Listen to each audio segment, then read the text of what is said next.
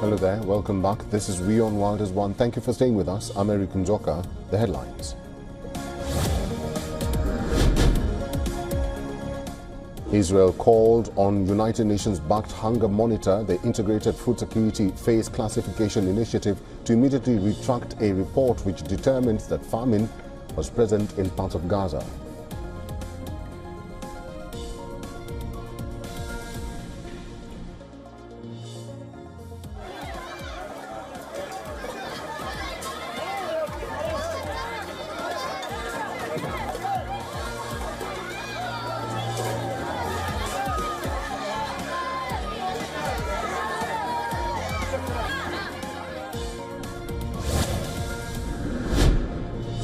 United Nations nuclear inspectors begin work at Iran's key Bushehr nuclear site after Tehran agreed to limited cooperation in the wake of Israeli and US strikes.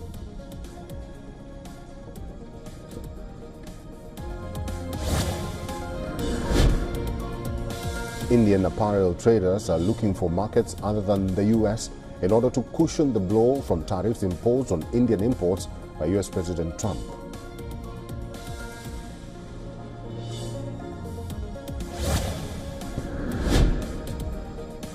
Cars remain inundated on flooded streets as Pakistan's Punjab province faces intense monsoon downpour.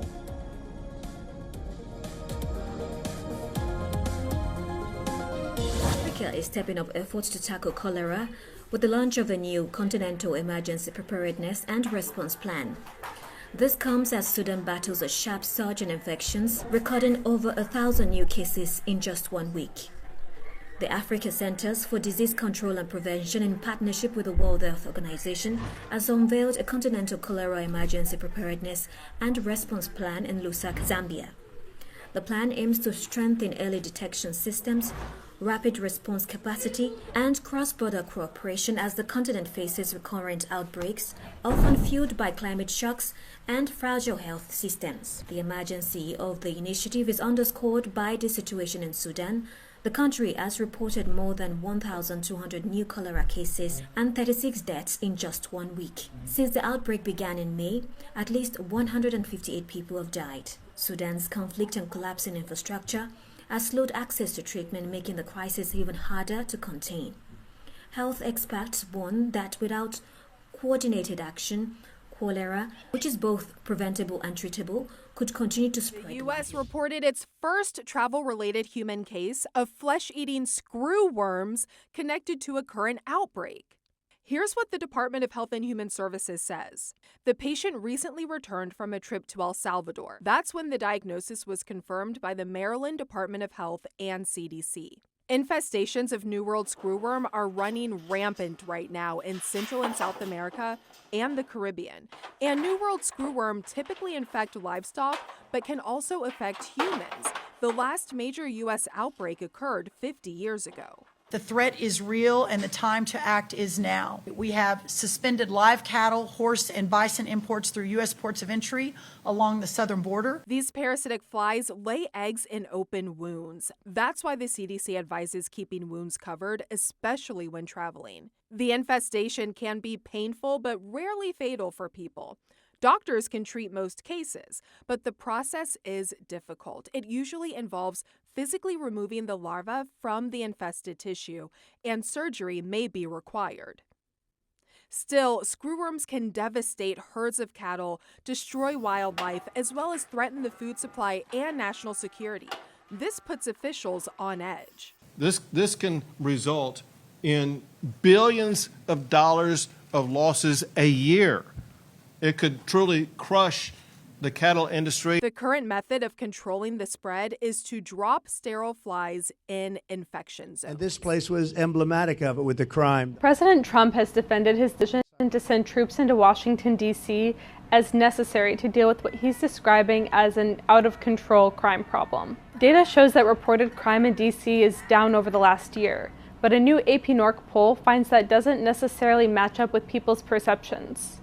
Most U.S. adults do believe that crime is a major problem in large cities. The poll found that 81% of Americans say crime is a major problem in large cities, and 66% say it's a problem in the country as a whole.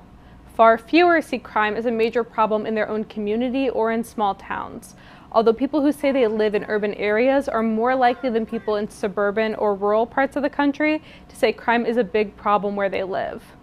The poll also finds that while just over half of U.S. adults say it's unacceptable for the federal government to take over local police departments in large cities, a majority do think it's okay to use the military and National Guard to support local police. This comes as crime emerges as a strong issue for Trump.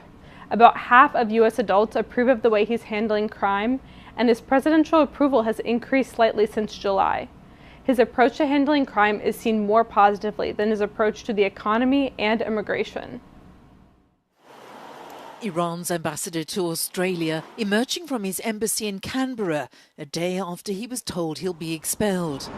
Ahmad Sadeghi has several days to leave the country and he returned to the compound a short while later. Australia has rejected Iran's denial that it was behind arson attacks last year on a kosher restaurant in Sydney and a Melbourne synagogue. The government defended its expulsion decision, saying it was taken after a long investigation. We did that because Iran crossed a line. It is unacceptable for a foreign regime to orchestrate or engage in violent acts on Australian soil. We wanted to send a clear message. That clear message has been sent. Iran accuses Canberra of expelling its ambassador to appease Israel after Australia said it would recognise a Palestinian state. Operations at Australia's embassy in Tehran have been suspended. As Israel continues its offensive in Gaza, Prime Minister Benjamin Netanyahu is under unprecedented pressure, both at home and abroad, to end the war in Gaza and agree to a ceasefire with Hamas. In the capital Tel Aviv, thousands of Israelis and families of hostages held in Gaza rallied in the streets, calling on Netanyahu to reach an agreement with Hamas. Protesters chanted, waved flags and carried placards with pictures of hostages held in Gaza. Ariel Cunio.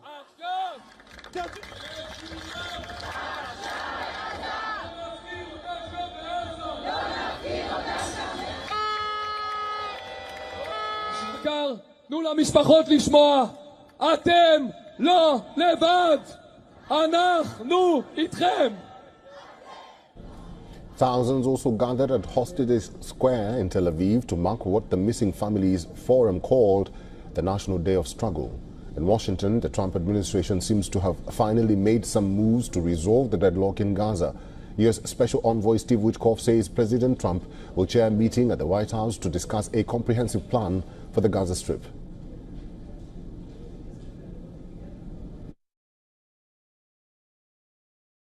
Plan for a day after in Gaza? Yes, we've got a large meeting in the White House tomorrow, chaired by the President, and it's a very comprehensive plan we're putting together on the next day that I think many people are going to be, they're going to see how robust it is and how well-meaning it is. However, Witkoff sounded a note of disagreement over Netanyahu's insistence of destroying Hamas. Witkoff emphasized that there needs to be a deal and hostages need to be sent home. Witkoff's comment came hours after Netanyahu chaired the Security Cabinet meeting and signaled his intentions to continue the war in Gaza. Speaking to the press after the cabinet meeting, Netanyahu said, and I quote, "It started in Gaza and it will end in Gaza." Earlier this week, Israel's double strikes at Gaza's Nasser hospital killed at least 20 people, including 5 journalists, triggering sharp criticism from governments across the world. The UK called the attacks horrific and completely indefensible, while French President Macron called the strikes intolerable and renewed calls for Israel to respect international law. Italian Prime Minister Giorgia Meloni condemned the Israeli attacks and urged Israel to end its military occupation of Gaza. We call on all nations and all political forces to exert every possible pressure on Hamas to release the Israeli hostages still being held, and we call on Israel to cease its attacks, to end its military occupation of Gaza, to halt the expansion of settlements in the West Bank, to allow full access for humanitarian aid to the Gaza Strip, and to start from the proposals of the Arab countries to define a framework of stability and security.